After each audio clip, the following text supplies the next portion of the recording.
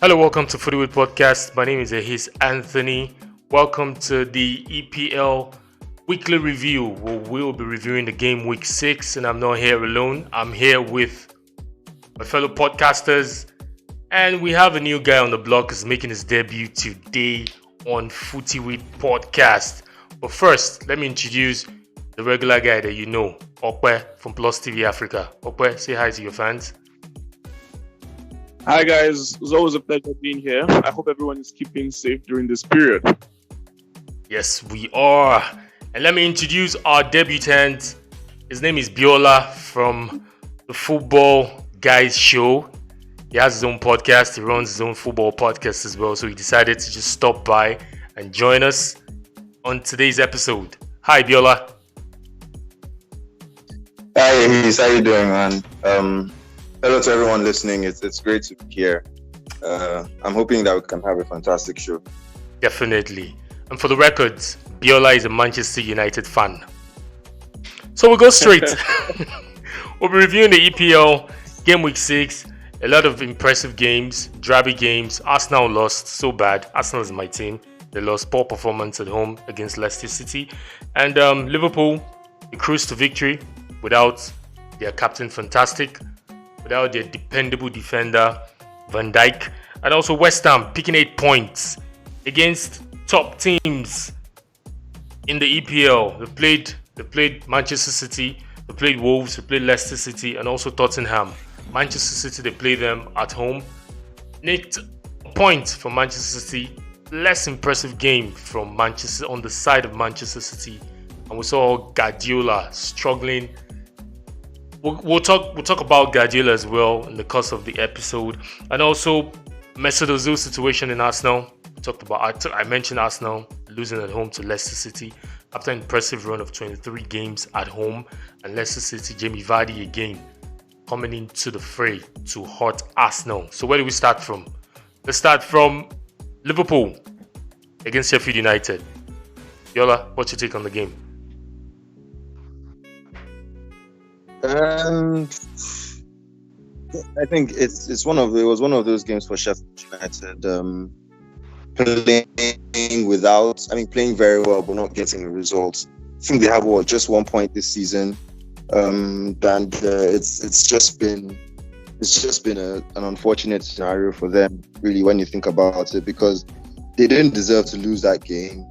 But then again, that's just the way the league goes. It's really cruel. I'm really hoping that they get messages from this one, because I saw the faces of the Sheffield United players after the match. They didn't look encouraged at all, and you can understand why. It's not nice when you play the whole season and your best result has been a draw against Fulham, or less the team that you should be anyway. It's a team that, to be honest, I don't want to say they're in transition, but they're still trying to find themselves this season. I think the high of last season must have really gotten them maybe hungover, so to speak. And they're just more or less trying to get back into the rhythm for this season. They lost. Not just they should be confident, and I don't expect them to get it. Okay, Yola, Okwe, what's your take? So look, it wasn't a convincing performance by Liverpool. I felt like Sheffield United were probably undone. They had a couple of good chances.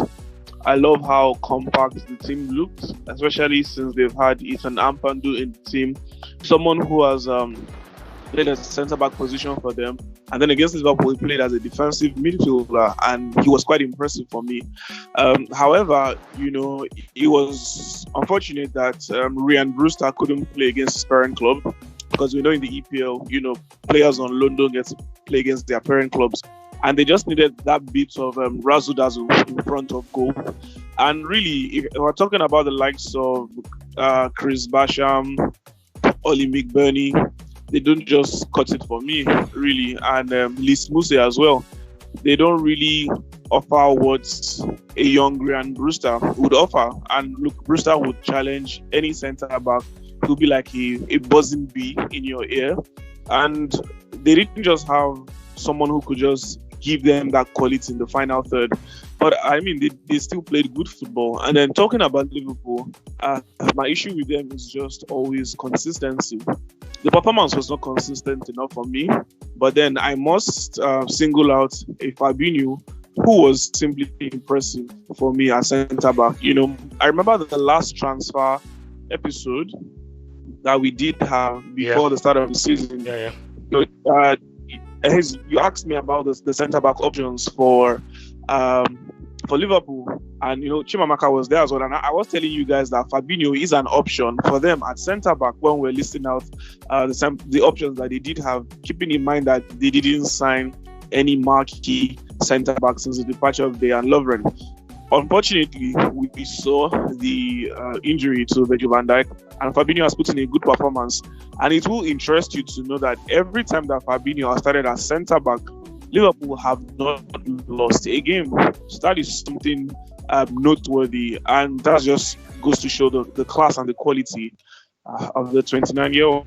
So, few individuals doing it right for Liverpool, but not a good performance for me. I just felt like, you know, Sheffield United should have gotten him out of the game. Yeah, you know, just to still keep on Sheffield United, let's just still stay on Sheffield United. Ever since the resumption of EPL after the lockdown due to coronavirus, we saw that, or we've seen that their form has plummeted a bit.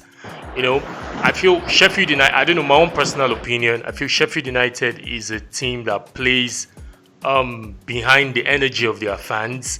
And, you know, with resumption of football after the lockdown, fans are not allowed to come into the stadium. And Sheffield United have not found that extra gear.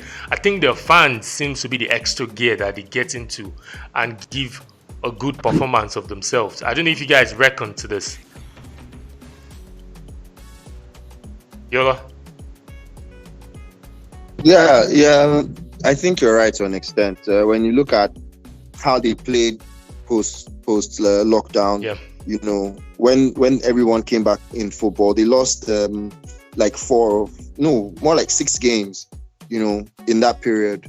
And then this season already they've lost another 6. They've lost another 5, or 6 if you include the EFL Cup game against Burnley. Yeah. You know, so it's just been, I guess it's a team that maybe they need the backing of their fans. But if that's the case, then it's going to be a sorry season for them. I still think that they have enough quality as a squad to stay up. I mean, given how they performed last season, and if you look at the strength of their squad between then and now, it's fair to say that they're not weaker than last season. So we should still be able to see a good performance. I think maybe one of the things we could see from this Sheffield United side is they really are missing Dean Henderson. You know, he was arguably their best player last season. True, though. I think he even won their season award. Yeah. And now he's no more there. As a Man United fan, to be honest, I really wish he could have done one more season at Sheffield United. But regardless, I mean, Aaron Ramsdale is a decent deputy, and it's not like he's been going around giving away goals.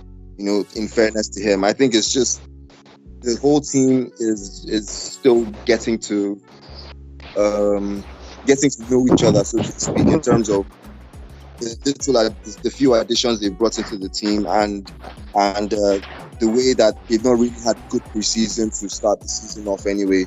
So it's gonna be a while. But like I said, I mean, Sheffield United are a team that shouldn't get relegated this season. So staying up should be the priority. I would have said finishing the European spot should have been the goal at the beginning of the season. But the way things have gone at the moment, I think they'd be very much content if they just avoided relegation. Okay. Yeah, I'd love to pick up from where Biola left off, talking about Dean Henderson. Look, Dean Henderson is not your typical 21st century goalkeeper, you know.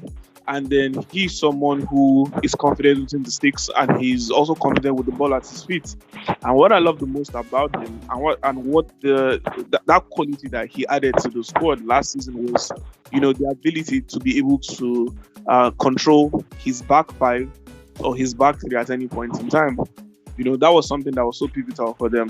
And that was the reason why, their centre backs, anytime they were so comfortable giving him the ball or moving up the pitch. Now, I'm not saying this to discredit Aaron Ramsdale. He's a decent goalkeeper, former Bournemouth goalkeeper. But then Aaron Ramsdale is not Dean Henderson. So I'll leave it at that.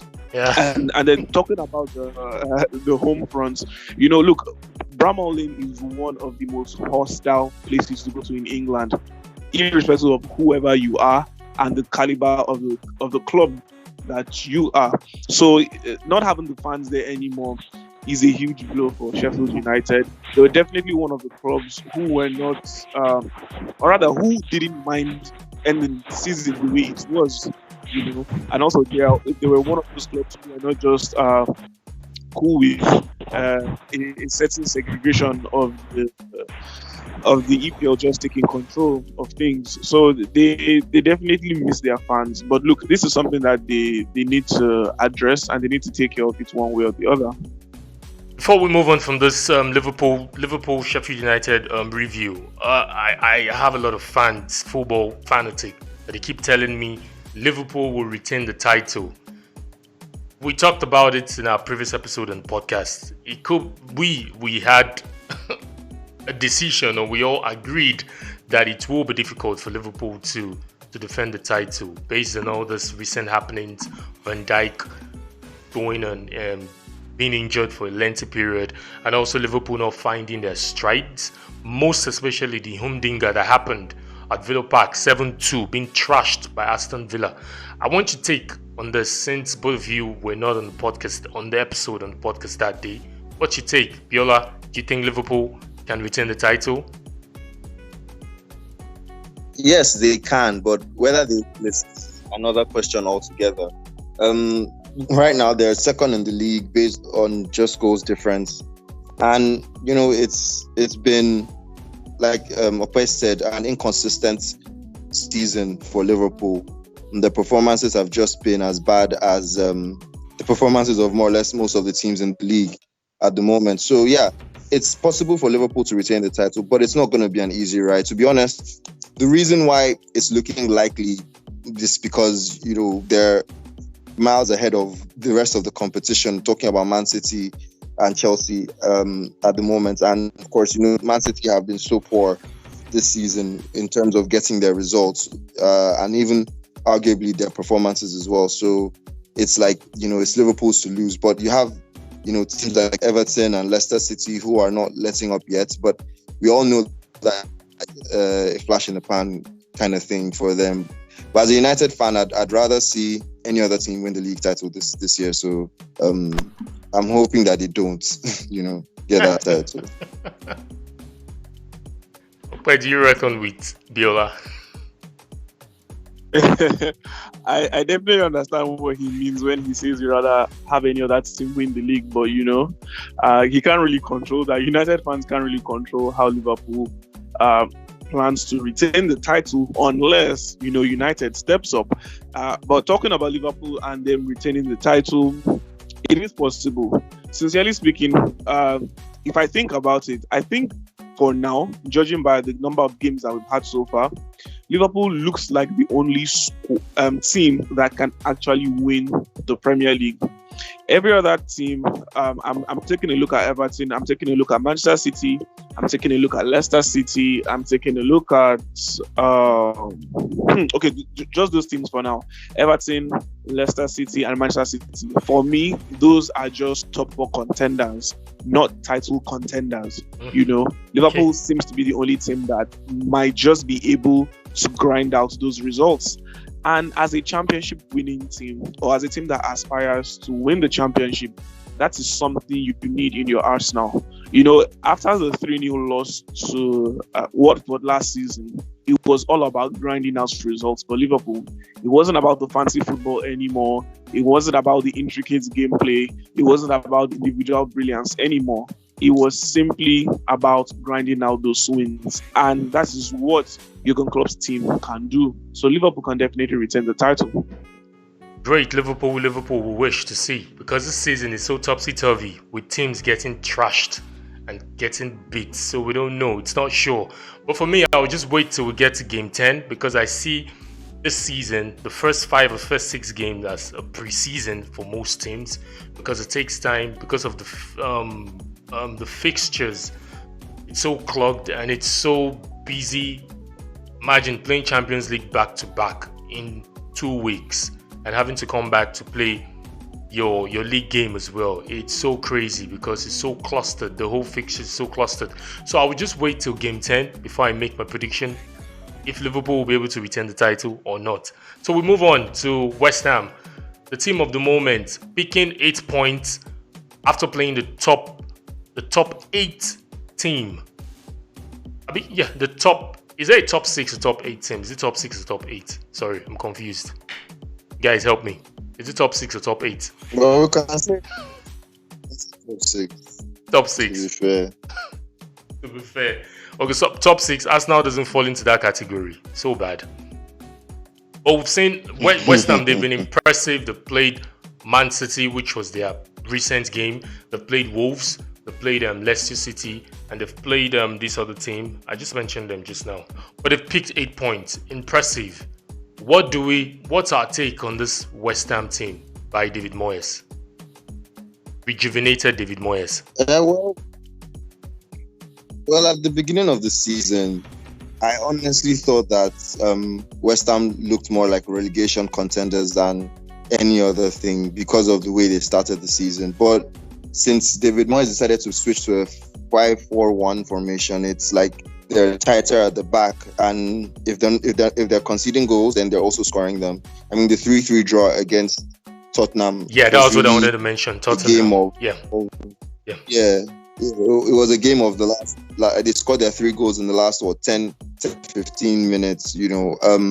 And it just shows the energy and the passion that the players in this West Ham team have to get the results, to grind it out. To be fair, this is what we've expected to see from West Ham for a very, very long time. I'm talking about since the last start of last season, with the quality of the players that they have. When they brought in Haller, when they brought in what's his name now, Jared Bowen, Pablo Fornals, with Lanzini and Felipe Anderson, all through last season, we thought, this West Ham team should be doing at least what Wolves are doing at the moment, but they just flattered to deceive. So now it seems that David Moyes is getting it right. They are a very compact team. They go forward very well when they have to, and they defend very well when they have to as well. So they're a tough team to beat altogether, and it gets a lot tougher for them. They still have Liverpool to come up next, and at least they have a week's rest. That's the advantage they have compared to Liverpool, who have to play in the Champions League. But if anything, I mean, they're showing that they don't want to go down, and they probably won't this season. So it's good to see for them. Okay.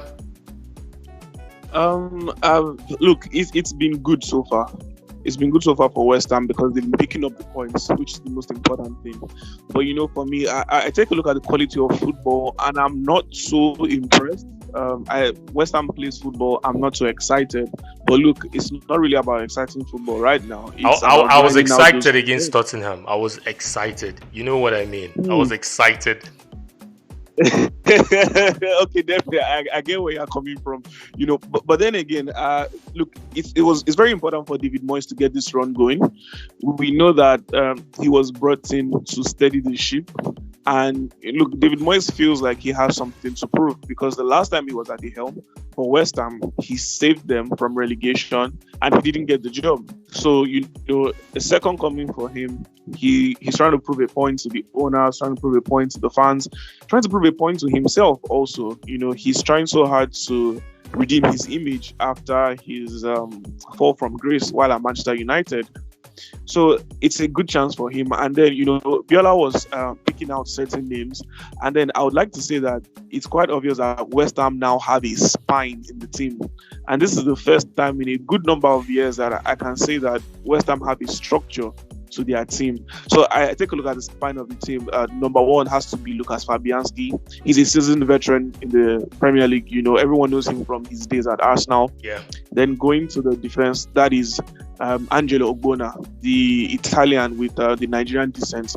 Very solid defender. Look, he has to be one of the most ridiculous acquisitions for West Ham. Got him for a reasonable fee from Juventus, who were flying high at the time in the 2015-2016 season. But you know what? In search of first team football, he came over to London, and then he's doing brilliantly for West Ham. He has been one of their most consistent performers over the years.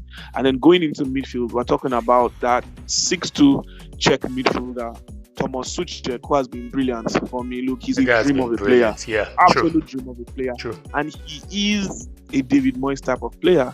If you take a look at some of the David Moyes team, and one man comes to mind, that's Marouane Fellaini. David Moyes likes that type of midfielder with that mold. Yeah, kind of sort of similarity. Yeah, true. Exactly. Someone who is physical, good with the ball at his feet, and knows where the goal is.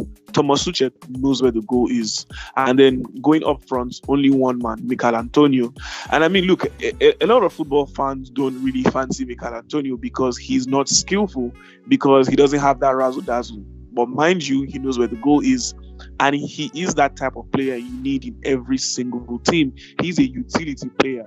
So this is someone who can play as a right back, right wing back, who play as a winger, and can definitely play as a striker. So, when you've got a spine to a team, all you need to do is just accompany that spine, just complement it with good players. So we have the likes of Pablo Fornals, we have the likes of Gerard Bowen, who is always consistent.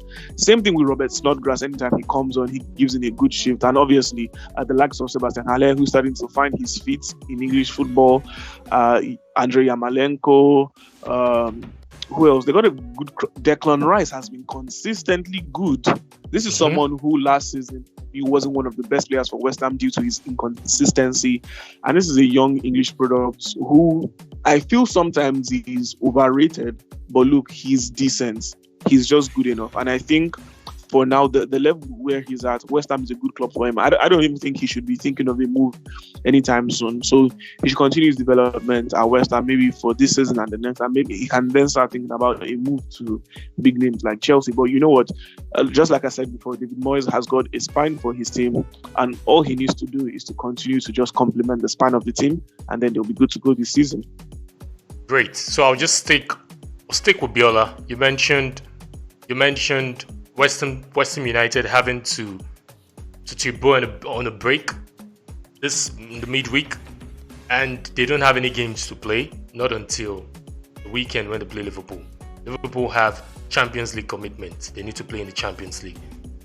Does this give West Ham that privilege or that avenue to do a Leicester on all of us this season?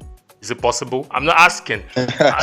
I'm not asking too much of David Moyes, but is it possible? In football, anything is possible. Yeah, I almost said it's impossible, and I remember that the Leicester odds were 5,000 to 1. So I'll just not say that. But to be honest, West Ham can't win the league this season. They're just not good enough. It's one thing to be getting results now. Like I said, there are over 30 games left in the league. Injuries will set in eventually. Loss of form as well. And the way Everton have hit a bad patch, I expect West Ham to hit a bad patch. The difference between good teams and mediocre teams or bad teams is how quickly they can come out of these bad spells or grind results despite the circumstances. And I think, West Ham did very well with a tactical change after their first 2 losses of the season to then give them a run of games that has seen them get 8 points, out of a possible 12. But still, it's not a team that looks like title contenders, if anything. Comfortable, 10th, 11th finish for them will be what I expect from them this season. That's not fair. So we still stick with the Westham Manchester City game. Biola, I'll come back to you. Now, Okpe, is this pressure on Guardiola? So many people have said it. Football fanatics have said it, that he's missing Mikel Arteta. Mikel Arteta too has his woes, has his worries at Arsenal. But is this pressure on Pep Guardiola? Look, right now, the type of pressure Guardiola is on is unreal. Absolutely unreal. And it's so bad that for me, I see him second guessing himself. I take you back to the 2019-20 Champions League semi-final game against Lyon. And, from the start of the game, that was when I felt like, wow, for the first time in his career, I think Pep Guardiola is second-guessing himself. You take a look at the squad that he put out against Lyon. He tried to play a three-at-the-back system with them also. He had Fernandinho join the three at the back. He had Rodri in the same team. And he made Kevin De Bruyne tuck in as a right-sided forward. And look, De Bruyne was struggling in the first half, was not able to get so much of the ball. And Riyad Mahrez was almost nowhere to be found. It then took Pep Guardiola 1 hour to realize that, look, I need to go back to what I do best. And then by the time he was ready to play the free-flowing Guardiola style of football, it was already too late. Lyon then just added 2 more goals to their Arsenal. So that was just the end for me. I feel Pep Guardiola ended Manchester City's chances of winning the 2019-20 Champions League, even though I know they wouldn't have stood a chance against Bayern Munich in the final. Now, moving over to this season, we take the new crop of players that he got, talking about Nathan Ake, we're talking about Ruben Diaz, Ferran Torres as well. Now, my issue with Guardiola is why he's so stubborn to stick with certain personnel. And one man who I would pick out is Benjamin Mendy. Benjamin Mendy cost Manchester City 9 points in the Premier League last season. The most ridiculous one for me was the game against Wolverhampton Wanderers, where Adama Traore just took the ball from him like he was a baby. And Benjamin Mendy is someone who, since he joined Manchester City, has not been in the best shape, always struggling with injuries. Right now, he's out again. But even when he is back, he doesn't give that World Cup winning performance. Mm-hmm. Anyway, he didn't even play any game in the World Cup and still got a medal. He is someone who has yet to find that balance between attack and defense. Look, he is productive when it comes to attacking. He knows how to give those assists, that killer ball. Yeah, he's got that in his arsenal. But look, as a Premier League defender, as a Premier League fullback, you need to be good while defending. And simply, he has not just been it for me. So I was wondering that, look, if Benjamin Mendy is giving you so many issues, why not just play Nathan Ake at left back? So eventually the game against Leeds United, when they were struggling away, he eventually had to bring it Nathan Ake. Yeah, so he tried Nathan Ake at left back. Look, Nathan Ake against Arsenal has proven as well. A very versatile player. From his time at Chelsea, he played in at least 3 or 4 different positions, starting off as a defensive midfielder, moving over to the centre back position, then being used as a left back at Chelsea, then used as a left wing back at a point in time, under Antonio Conte briefly. So this is someone who that can play in those different positions. Even for the national team, talking about the Netherlands, when you've got what's his name now, Matthias de Ligt and Virgil van Dijk at the centre, Nathan Ake falls in at left back position. There was a point in time where he was keeping Daley Blind out of the team, before later Ronald Koeman now started experimenting with the 3 at the back, which then accommodated Daley Blind to play as a left wing back. So the caliber of this player, how solid he was for Bournemouth for the number of years he was. Why not trust him and just give him that mantle? So I really don't know. It took him quite a while. Same thing with Ruben Diaz. Look, Ruben Diaz has a good pedigree, but I believe he rushed him into the squad. It would have been nice if there was still someone like Vincent Kompany at the squad who can help Ruben Diaz integrate. It's always nice when you have a veteran in the club and someone who is well known at the club and someone who can help you on and off the field. That leader.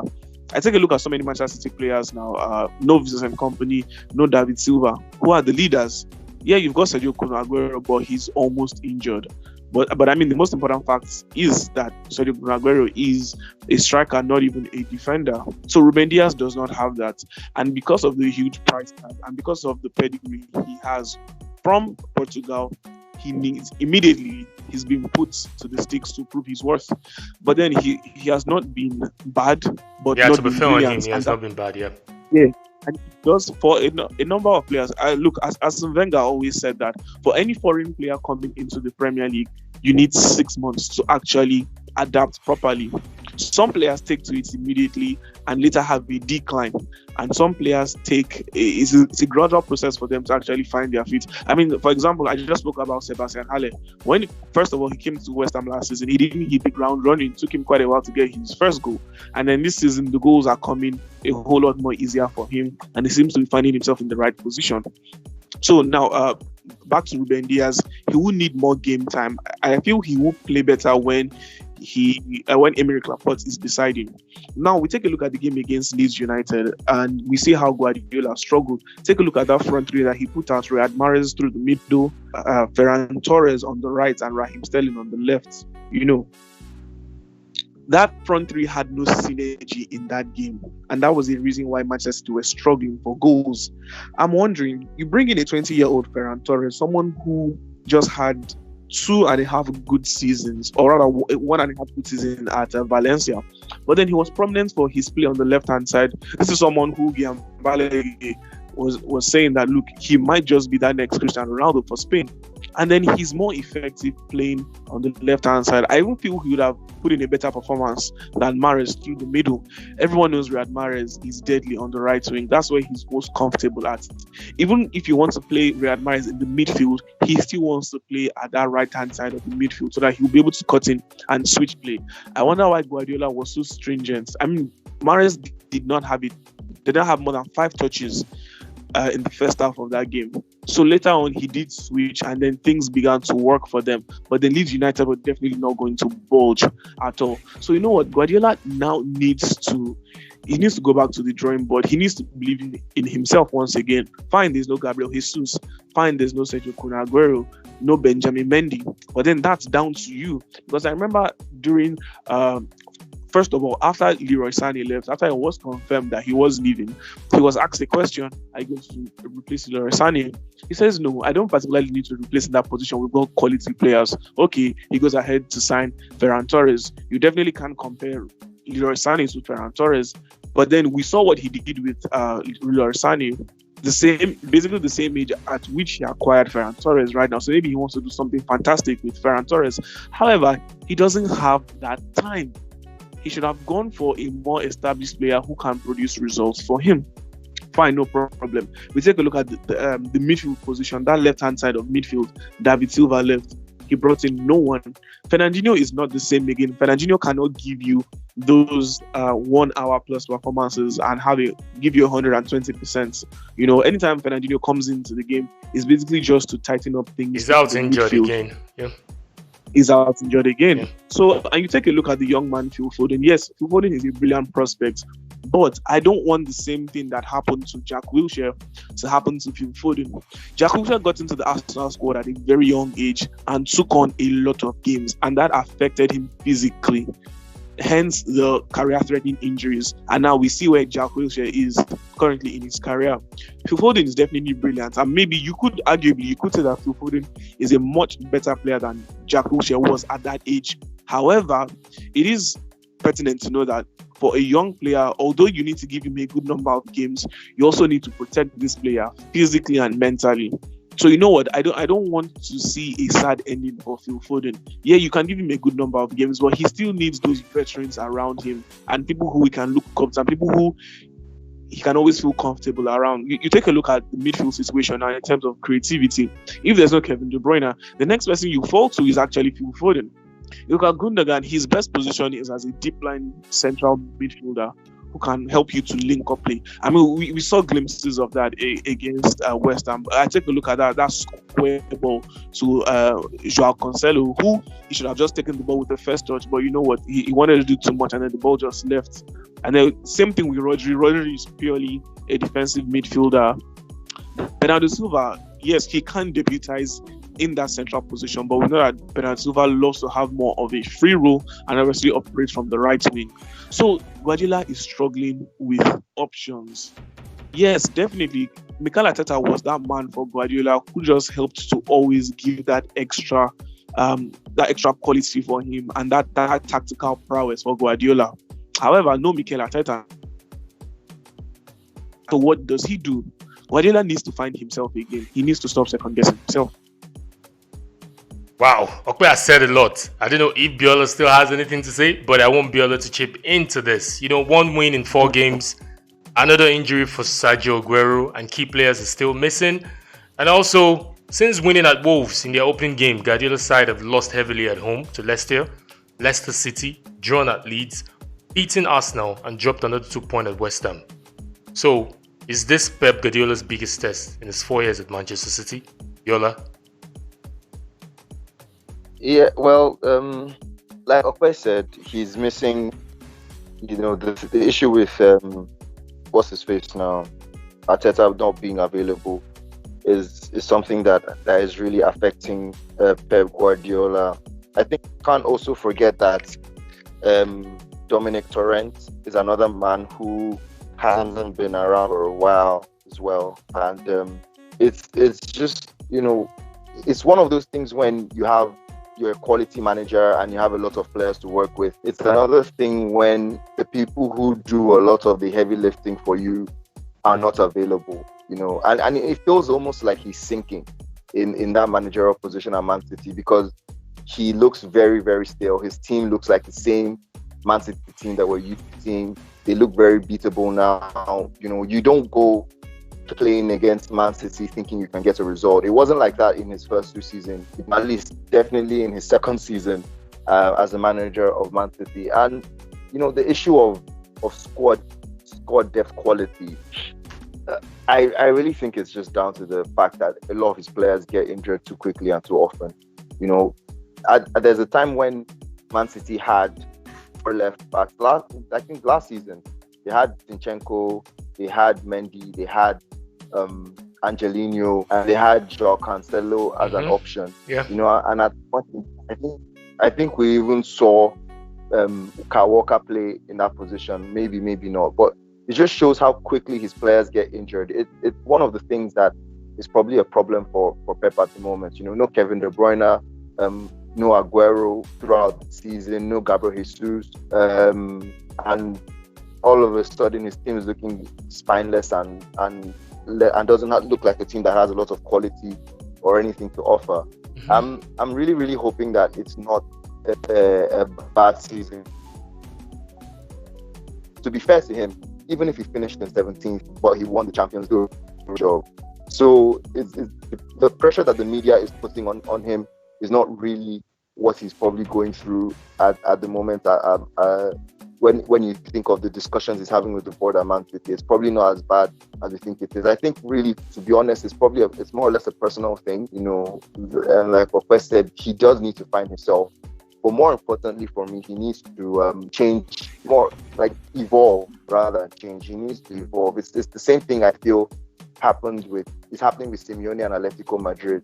But for Pep, the results are not helping his situation at the moment. So it's a matter of time, but I think he's going to be okay. Just to stick with you, still with you, Biola.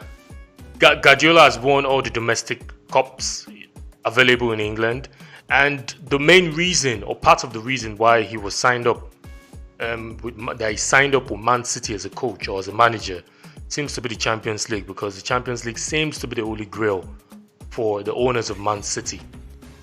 Should he put aside domestic assignments this season and focus solely on the Champions League and see if he can, nick that Champions League spot by winning it, or nick that title by winning it? Should he just let go of, ease out the pressure on the Premiership, the FA Cup, the Carabao Cup, and just focus squarely on the Champions League, win it this season, and just retire? Is that fair enough for him? Or would that be fair enough for him?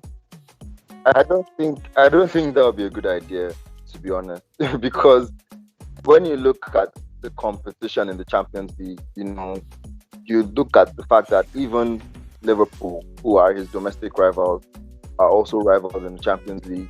And then you throw in Barcelona, Real Madrid, Bayern Munich, who more or less look like the best team in the world at the moment. And then, you have Juventus and one or two other teams that could really surprise you. I think that, one of the issues that Pep is going through is how they got kicked out of the Champions League last season. There's no reason why they shouldn't have been in the semi-final, and it's just a situation where instead of going one step forward after last season, it almost feels like the squad has taken or has regressed in a way, with, like Opa said, Fernandinho not being the player he used to be, David Silva leaving, Kun Aguero more or less been spending the most of the season, on the hospital bed rather than on the pitch. The defense he hasn't been able to get that consistency in the defense because, Ruben Dias is even playing now. Spending over 400 million pounds. In and out of the injury. Spending over 400 million pounds on his defense. All those players, to be fair to Pep, only Joao Cancelo and Kyle Walker have been fit in their defense this season, and maybe Ruben Dias. Even Eric Garcia, who tried to force a move to Barcelona, has had to start playing because every other person is injured, and that's where it has gotten to for Pep Guardiola at the moment, and you can't just write that off and say no, he should still be doing a lot. I mean, remove five players from that Bayern team, and you see how dependent they are on just three of those five players. And so it's very, very tricky for Man City at the moment. I think what Pep needs to do is focus on as many competitions and if he can get the League Cup in the bag by February, for example, I think that could be a title deciding or a season defining victory for them. I feel if the players, with all that has gone on at the moment, go on to win a trophy that could more or less push them to go all out for the Champions League and the league, this season, then it would help his situation a lot. But I still feel that apart from that, he really needs to buff up his backroom staff again, and get people to support him. But definitely he should try to win the Premier League this season. He's definitely one of the favourites. I mean, Man City are one of the favourites. And to be fair, if they win their game in hand, they're just 2 points off the top. So there's no reason why just to write them try off. To go for it. Yeah. So, Okpa, just to round up on this Pep Guardiola discussion or topic, he has spent 4 seasons at Barcelona, winning 3 La Liga titles, 2 Champions League before moving to Bayern Munich, where he also won the Bundesliga in each of his 3 seasons. Guardiola has never been faced with this kind of challenge to rebuild. Now, he has to rebuild based on what Man City are facing at the moment. Do you see Guardiola opting out, going on another sabbatical leave, or sticking in there to go through a rebuilding phase with Manchester City? Just in 1 minute. I definitely see him going on another sabbatical because, look, since Guardiola got into first team management, he has always had top class players around him. He has never been given the task of rebuilding a team. And is it now, when Manchester City wants the Champions League more than ever, is this when he's going to rebuild? Do the owners, do they have that patience? I know they really like Pep. I know they really want him there for a long time. But then really, with the ambitions, at this point in time, it's been over 10 years at the helm. And then they won the Champions League. That's the only thing that eludes them. Winning the league should be a norm for them. I mean, we take a look at the domestic titles that they've won since Pep has been there. It's a no-brainer for them. They won the Champions League. That's what they need. And currently, if you want to propose to Pep to rebuild this team, they're definitely not going to win the Champions League for at least 2 seasons. However, the bright side is the fact that they've got a good crop of young players. Talking about the likes of Tosin Adarabioyo, who is currently on loan now. Fulham, that's a good player for them at centre back position. Eric Garcia, if he decides to extend his contract or sign a new contract with them. You've got Phil Foden in midfield, and then you've got Rory Delapson, who is a brilliant striker. Who would have seen that coming? Also, the Anglo-African Mecha, Carlos Mecha, for them. They've got a good crop of young players at Manchester City, even from the academy. So if they decide to rebuild, it's not a bad idea.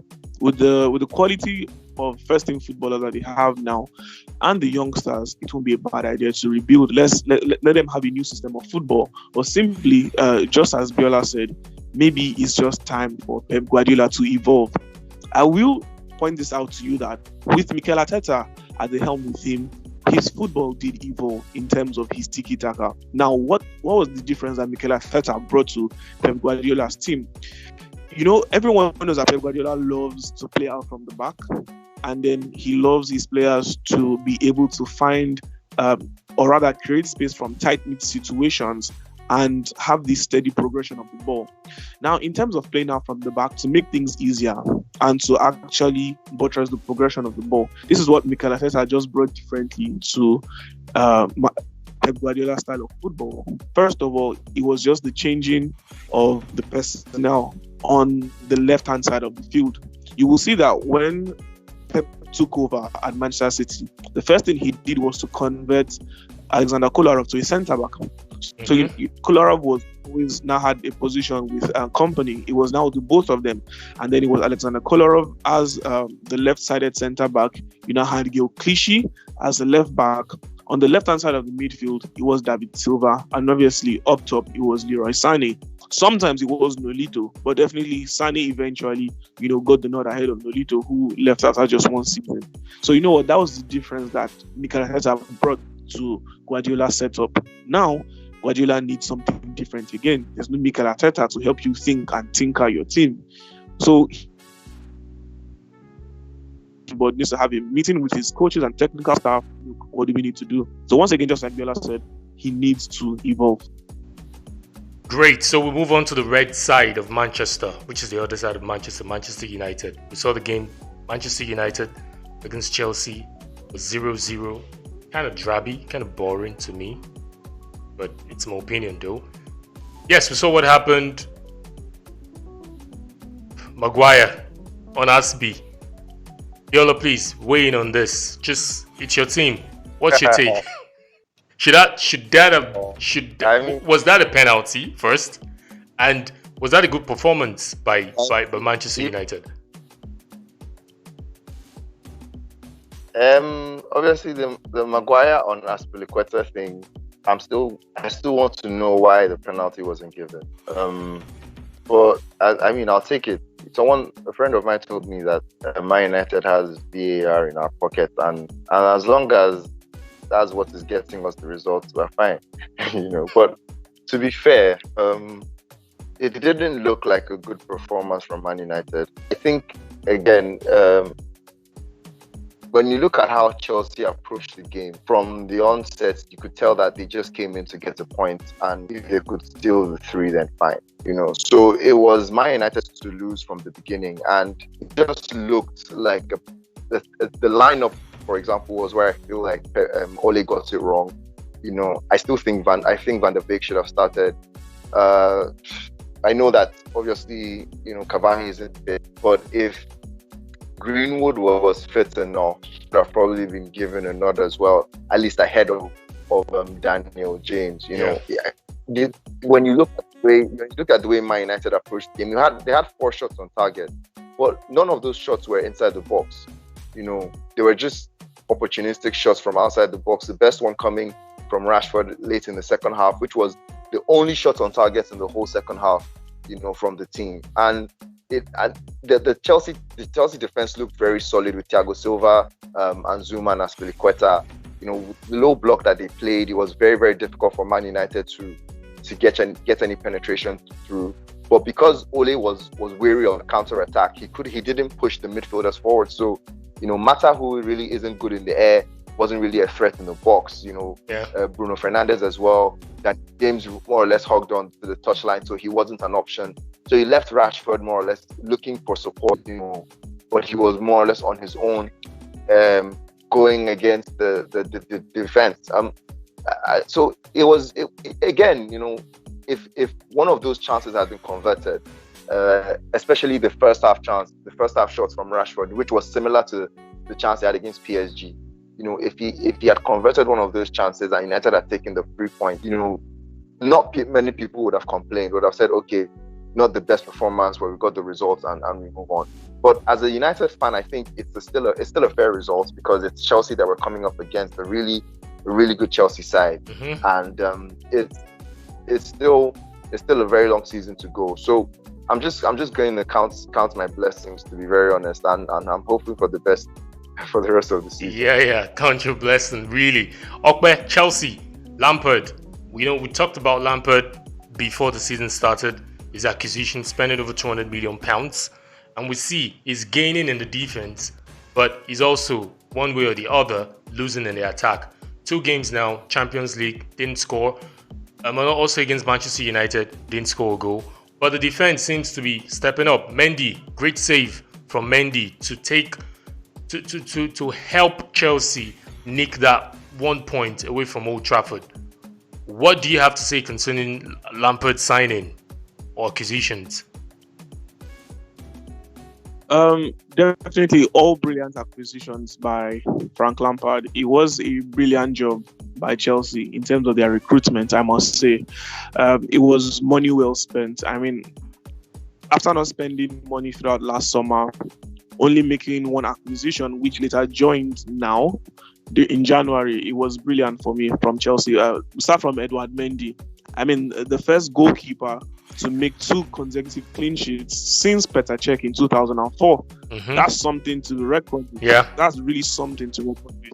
And I take a look at Edouard Mendy. I mean, for his age, the composure, both with the ball at his feet and between the sticks, is fantastic. His reactions are very quick. He's always concentrated. And that's very rare from goalkeepers. For some goalkeepers, goalkeepers always mature at different ages. And, the average age is always up between 30 and 32. And that's when you see goalkeepers get into their prime. Although we do have the exceptions of the David Ehis and the Iker Casillas. But then for Edouard Mendy, look, I must give it to him. And also, he doesn't speak so much of English, but knows how to command his, whether it's a back four or a back five. He just has a way of commanding his teammates, and they listen to him. I take a look at him when he's trying to set up his wall for set pieces. He's not smiling or joking with anyone. He tells you to stay in this position, make this bend, don't do this, don't do that. The number of people he wants in the world, and that's highly commendable for someone who just got into the team. It seems like he's like a 20-year veteran. That's what he looks like, and I love that about him. And another thing is, from the get-go, Edouard Mendy has gotten the backing of Frank Lampard and every single person in the Chelsea backroom staff. From the first training session, it was Petr Cech. Petr Cech was there with him. Petr Cech was giving him advice and was helping him with his training routines. Now we know Petr Cech has been registered as a third-choice goalkeeper in Europe. Yeah. And then we don't wonder what's going on with Kepa Arrizabalaga. Anyway, that was probably a topic for another day. But then let's now move over to the remaining signings. Look, Thiago Silva has been brilliant for a good number of years. Since the 2011-2012 season.